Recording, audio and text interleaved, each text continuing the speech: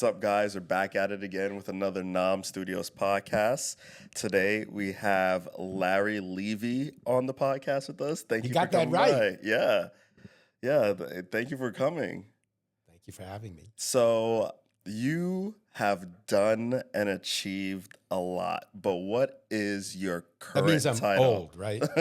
That means you're accomplished. My current title is Associate Vice President at Hofstra University. Okay. And the thing they actually pay me to do is to run the National Center for Suburban Studies. I'm the executive dean there. It's a hybrid academic center that does a mix of pure academic work, like, you know, how many suburban angels dance on the head of a pin, which 5 people in the world care about, but 3 of them are going to change the way we live in 25 years.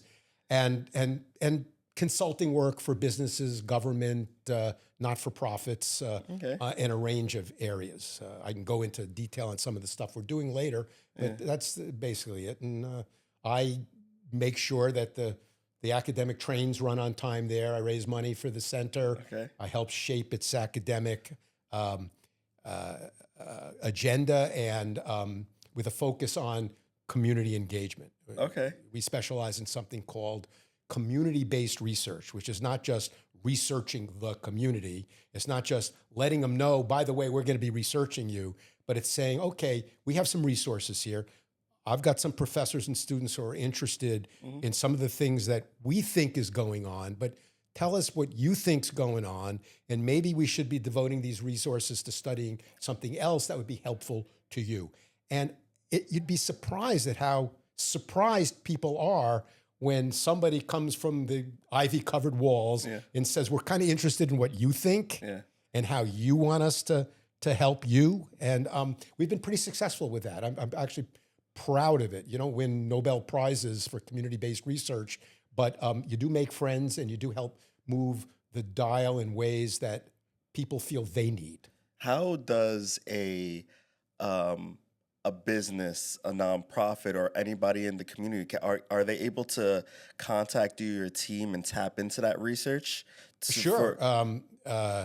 I could be a wise guy and say, tell me how much money you have to help us do it. But we do a lot of pro bono work. Okay. How to reach us? I can put up an 800, like the politicians. Right there at the bottom. Right. But it's, you can call me at the National Center for Suburban Studies, www.hofstra.edu/NCSS, National Center for Suburban Studies. You can reach us that way. The email address is on it. Telephone numbers are on it. We would try to partner on a grant so that the work could be funded. I don't like students working for free. I don't like professors, if they would even do it, working for free. Their work has value. Absolutely. And you'd be surprised. No, you wouldn't be surprised at how often a business will call me up and say, could you guys research this or that?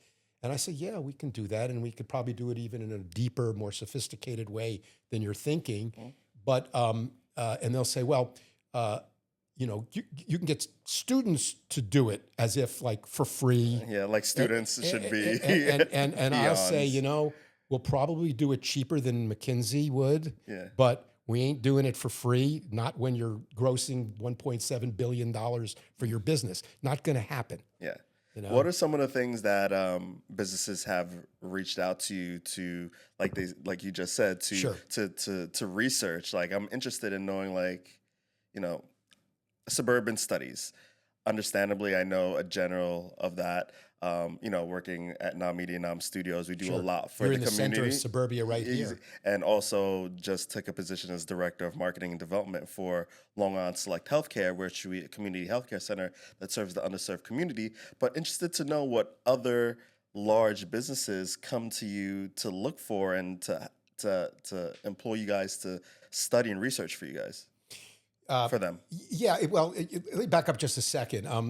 When I try to describe what the National Center for Suburban Studies does, I sometimes say a little glibly, it's suburban studies from A to Z, arts to zoology. Okay. We've been hired to do everything from a feasibility study about whether it made sense to locate a cultural arts center as part of a redevelopment of Wyandanch, which is probably the poorest community on Long Island, to doing the zoology, the water quality testing for the Hempstead Bays, which we do for the Regional Planning Council, and everything in between. I'll give you an example. We were, the center, we were tasked to oversee the writing and the research behind the annual strategic plan for the Regional Economic Development Council. Okay. This is a group that was created. There are 10 councils around the state. It's created by Governor Cuomo. It's continued by Governor Hochul. It determines how about $1 billion in economic development funds are distributed. And it's a group of not the same old politicians and major business organization leaders. There are 20 people. In the 10 years I was working for it, and I was an investigative reporter, I was a political writer for many years. I have antenna, always kind of sensitive to who's getting taken care of, who's getting greased. Is this project really a good one, or is it owned by somebody who's written a check for a politician? And in 10 years, I can't think of 5 times where the meter even began to beep. So we would do that work on evaluating proposals by businesses, by not-for-profits, community groups to get state funding for a variety of things. So that was one thing we did in the economic development sphere. The state of New York, for example, this was a good project. After Hurricane Sandy, Superstorm Sandy, the state got a $120 million grant from the federal government to rebuild the Mill River waterway, which essentially runs from Reynolds Channel, the big sewage treatment plant, on up right underground where we're sitting and even farther north. Okay. And it was to rebuild both the gray infrastructure, brick and mortar, and green. As part of that project, a little, kind of $2 million of the 120 was to go to something called social resiliency. And what we were hired to do is a competitive bid. We weren't just, because I played golf with somebody, we had to win a bid. Was to do 4 or 5 tasks. One was to create a curriculum for the high schools along the river and the middle schools that used the work going on in the river itself and the flora and the fauna to teach STEM subjects. And 3 or 4 of the high schools are still using it That is today. amazing. Yeah. And we also did all the research and writing. I got my hands personally dirty. The trail signs for the new Greenway. It's about 9 miles long. And we did a mix of history, ecology, and other things that people cared about. Almost like tweets. They're about 120 words long on a plaque that you would go by and hopefully stop it and read. We did a training, for example. We partnered with the BOCES, Board of Cooperative Educational Services, to train high schoolers, adults, to become environmental technicians. Person who kind of goes out in the field, scoops the soil, puts it in, gets it to the lab where the guys in the white coats with the PhDs, men and women, do the analysis. And there were several other facets for it. That was a big contract. That's so It made a difference. interesting. You can actually see in the community what we did, and that's always gratifying. That's so I can give you. Yeah. I'm juggling, 5 or 6 things at once. We're doing the strategic plan for the Children's Museum, which is around the corner. It's Okay. A to Z. That is so interesting because, I hate to make it sound like this, but all those programs, all this work that you're doing, especially in the community with study, with the research, it sounds like something that a lot of people don't know about because it sounds like something that you'd hear a Harvard, a Columbia, a NYU, those doing, but it's literally right here in our backyard. Hofstra is leading the charge on this, Right. and how do we get more people to know about this? I'm smiling when you're mentioning Harvard and Cornell and Columbia. When I first came in to do this job, and I came in as a journalist, I had no academic. The president of Hofstra had this idea that I didn't even see for myself. I mean, I don't want to be fake humble here, Yeah. but I didn't have the resume to be a dean of an academic research center. I don't have a PhD. I had very little. I taught some journalism courses over the years, but that was the extent of it. He thought I could do it and made it possible for me to succeed. But I smiled that part of my strategic plan of developing the center was to find ways to partner with those very institutions so I could creatively name drop Harvard, Cornell, Columbia. And you know, it's not that hard to do. And I mean, Hofstra is not Harvard, but we have some terrific people who could probably teach at Harvard. We have terrific people. My health equity director at the center is a Harvard PhD, Dr. Andrea Alt-Brutus. And we have slivers of expertise here, you know, pools of expertise going this way. And we found ways, and the Graduate School of Design, for example, we partnered on a project on Long Island with the Harvard Graduate School, so I was able to do that. We partnered with Cornell on a local government leadership institute, Columbia with the Earth Sustainability Department. They changed names, so excuse me if I sound a little befuddled here. And I should then say, and yes, there's truth to it, but it's also a way of going to people who don't know Hofstra that well, completely don't understand suburban studies, which I can talk about for a second, of why studying the suburbs actually is worthwhile. But it also, you know, you go to a donor and you say, by the way, you know, we partner with A, B, C, and D, and well, they've heard of them. And if we're good enough for A, B, C, and D, maybe 5, 10, 20,000, $500,000 be worth investing in us. You know, so that's why I was smiling at that. And we do partner with organizations like that. We're partnering now with Cornell on a major project. Again, it was a competitive bid. They came to us. They wanted us to be part of their team for different things we can do. And we won the creation of the Green Energy Hub. Okay. Like the Economic Development Councils, the state created 10 around the state. And the idea was to make sure that the benefits of the billions of dollars being invested in wind energy and other forms of clean energy get down to communities that often don't see it. You know the term trickle-down economics? Yeah. There's no proof it's ever worked. That the rising tide lifts all boats. It was great coming out of John F. Kennedy's mouth, but it never works. If you don't pay attention to communities that are lagging behind, for whatever reason, they're going to continue to lag behind. And the state decided we need to make this information available, but while we're doing it and make the investment available and the tax credits, let's make sure that those communities that, you know, again, are often left behind are not. So again, it's a great partnership. The state is not backing down on its commitment to green energy. It's not backing down on its commitment to DEI, diversity, equity, and inclusion, and which is a good thing for my center because again, most of what we do is at the intersection of diversity, demographic change, and as I said in a conversation before, fill in the blanks: healthcare, transportation. Education. Are you afraid of that term now with everything going on with the current administration? It's a great question. Especially the way he's attacking the people that we just talked about, the other institutions that we just talked about. Well, the center may be best known in the community for its annual celebration of suburban diversity, which is a community event. We get 450 to 600 people come to Crest Hollow to hear inspiring speakers, interesting performances. But it's also a fundraiser. And I was really concerned this year that a lot of businesses that have been supportive of us might back off. And I had two interesting conversations that may be emblematic of where things are.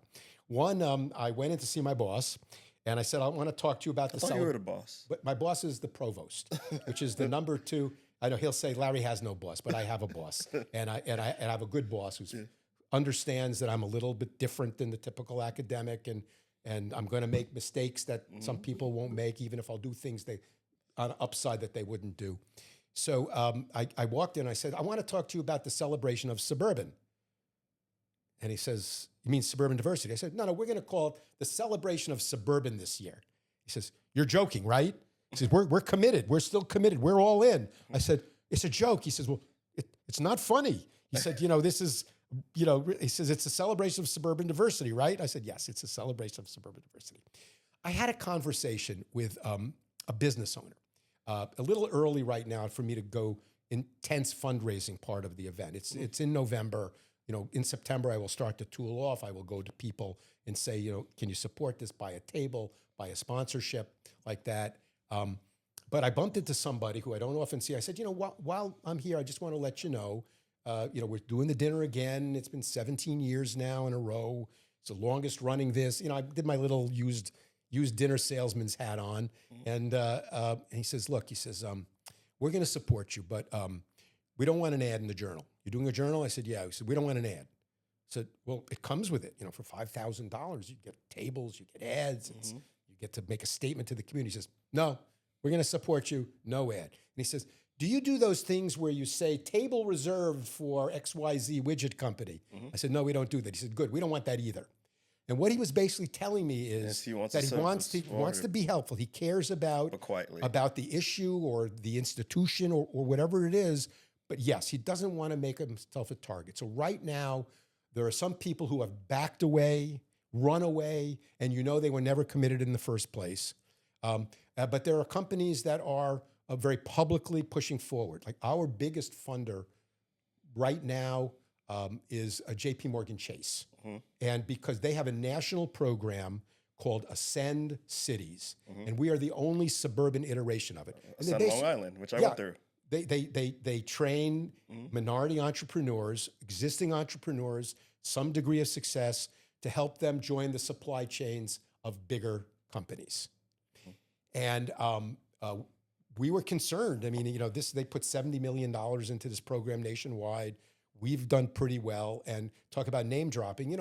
If you are part of a program of the largest financial institution in the country, one of the largest in the world, you can go to other companies. It's like you've been vetted already. Yeah. Northwell's part of this now. PSEG, National Grid, Long Island Power Authority. They all want to be part of this. It's a very big program, and it's been a pretty successful program. And we were concerned that JP Morgan would pull the plug on this. And their CEO decided, no, we're going to lean into it. So we breathed a sigh of relief. We have a 2-year reprieve. Yeah. Other organizations, not so much. And so right now, people are leery. They're looking. They're not sure what they want to do. It seems like the organizations that are supporting it still seem to have the data, because I remember when I first left college, all the way back in 2010. Last year, right? I wish. Young guy like you. And I remember trying to start my business, doing a pitch deck. I did a study into diversity and diversity in the workplace, and it showed overwhelming evidence that when you have a diverse workplace, your bottom line, your leadership, everything just rises. And it seems like Hofstra, JP Morgan Chase, these are, all organizations that have the money to do studies like that and see, because you guys want to make sure your bottom line is as high as possible. Sure. Know that you guys need that diversity and equity. Yeah, I mean, look, I get why a lot of businesses were chafed under DEI regulations, chafed under affirmative action, which was a different term at a different time. Nobody likes being told what to do. Nobody likes the implication that they, a nameless, faceless bureaucrat, knows more about their business, their community, than they do. I get that. I mean, I don't want to get in racism and all. You're telling a business person who's been successful how to run their life. I get that. But the reality is, based on what you started to get into, this is not just a nice thing to do to help people who don't look like us, who have had problems breaking through various barriers. It's the smart thing. We are going to have fairly soon no majority race, ethnicity, religion in this country. So if you run a company and you either have to, whatever it is you need to focus on, recruiting a workforce, appealing to customers, investors, whatever you feel is important to your company, and you have a reputation as not being terribly sensitive to these communities, you're dead economically. Target. You are Target has seen a huge drop because they were one of the first to run away from DEI. How this is going to play out in the long run, I don't know. We're a country of pendulums where things switch back and forth. But the suburbs, like the rest of the country, in Long Island is a perfect example. America's so-called first suburb. It really isn't, but if it works, we'll claim it. We'll claim it, right? That's a whole other. We've had symposium on America's first suburbs. Like that. But when my parents moved out here in the 50s, maybe 10% of the population was non-white. Maybe. A little bit of this, a little bit of that. There were some historically black communities, Newcastle, Roosevelt, like that. Every community, I don't mean to be facetious here, there would be a couple of Chinese people who tended to, again, not to stereotype, but in my high school, there were 2 Chinese kids in my high school, in Valley Stream South High School. One had the laundry in the community, and the other had the first takeout Chinese restaurant, and that was it. You did have Puerto Rican communities because they're American citizens, but it was very small. Now, almost 50% of the population identifies as non-white. Now it's a mix of all kinds of things. That's Nassau and Suffolk. Nassau and Suffolk, yes, Okay. not Queens. That's a whole different. But by the way, Long Island geographically, the entity, what the glacier left us millions of years ago, includes Brooklyn, Queens, Nassau, and Suffolk. 7 million people. When people talk about Long Island, they mean Nassau and Suffolk County, which are the suburban counties, like Westchester, north of the city. Long Island is now almost 50% non-white, includes all 80, 100 different groups. School children are 55% non-white, and which means it has tremendous ramifications for how you teach, where the money comes from, who does the teaching. We did a study which people considered groundbreaking on minority teacher hiring practices on Long Island, and we knew that there was nowhere near the same number, relative number of minority teachers versus the population. We knew that would be low, and it turned out to be 8% in an area that has nearly 50% non-white, only 8% of the teachers. Wow. And these are great jobs. Around the country, teachers are underpaid. Average teacher on Long Island makes about $150,000 a year. These are good jobs. I did not know that. Oh gosh, I know teachers making $200,000 a year, and they're not principals and superintendents. They're great teachers. It enables them to actually live on Long Island, which is one of the most expensive places. Right. You get the better and the brighter, go into these fields instead of not being able to be teachers. But these are good jobs. So these are not, these are jobs that you'd want everybody in the community to have a chance at. What we were surprised, and what was different about the study, was that we broke it down by school building. There's about 625 school buildings on Long Island, public school buildings on Long Island. That doesn't include the parochial schools, the Catholic schools, the Jewish schools, none of that. We found that in 60% of the school buildings on Long Island, there wasn't a single black teacher. Get the hell out of here. Sorry, I was about to say that. No kidding. Can't say what to the dean. 48% of the buildings did not have a single Latino teacher. That is crazy. And with 80 different groups. When was the study taken? Well, this was a 2019 study. Okay. The pandemic upset our schedule of redoing it. We're seeking a grant to be able to redo the study with post-pandemic numbers, because that created an opportunity that we're very interested in seeing if anybody took advantage of. Some of these studies I feel like could be documentaries on like Netflix. Oh yeah, and people have taken this study and done. I mean, I would love to do a documentary for this. Every network affiliate in the area did something off of this study, because it was explosive. And then we partnered with the Gates Foundation, which has an educational arm around the country, and they have a good one in New York, on a symposium that brought together people to what do you do about this? And one of the excuses that school districts had that was not, you couldn't just dismiss, is that these are great jobs. People don't leave them. We don't get a lot of openings. So even if we do everything you say, we're not going to move the dial very much. Well, okay, fine. It doesn't mean you can't get started. It doesn't mean that you can't come up with plans to make sure that your increasing number of kids of color get to interact with teachers who look like them. And by the way, there's a tremendous amount of research that shows that both black and, students of color and white students benefit from being exposed To diverse. to a diverse teaching course. There are all kinds of studies, just like the studies we talked about, that showed that businesses that have at least some diversity on their teams are going to be better off for a different reason. And these are not just throwaway. These are the big consulting firms, McKinsey and like. They have all done studies. There's no legitimate argument to counter this, and it's the same thing in education. So right now, we'd love to do a study. If you know anybody who can come up with $25,000 or $50,000, so we can replicate this study.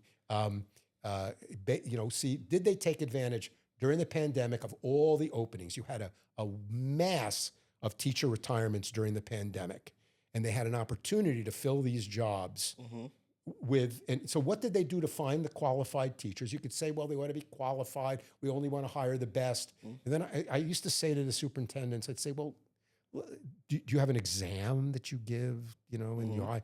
No, we have I said, so it's subjective. And you decide based on subjective standards of what you need. Yes. I said, you need a math, you've decided that you need more math teachers because math is important. Here are all the studies that show that having a more diverse workforce is important for your students' education, for them to be able to succeed in a world that is changing, and you're not giving any credit to that. And, they kind of look at you like, humana from the old Jackie Gleason thing. So anyways, we're not to get off on a tangent here, but this is the kind of work that we do. Again, in a variety of different fields. I feel like I could talk to you all day, but I think we got to get out of here. So for anybody who is, looking to either support or get involved in your program, how do they get in touch with you again? Well, you can go to the Hofstra website, www.hofstra.edu. If they want to get to the Suburban Studies Center /NCSS for National Center for Suburban Studies, or you could, go online, we're easy to find. I'm very easy to find. If I gave out my cell phone over the air, my wife would probably kill me.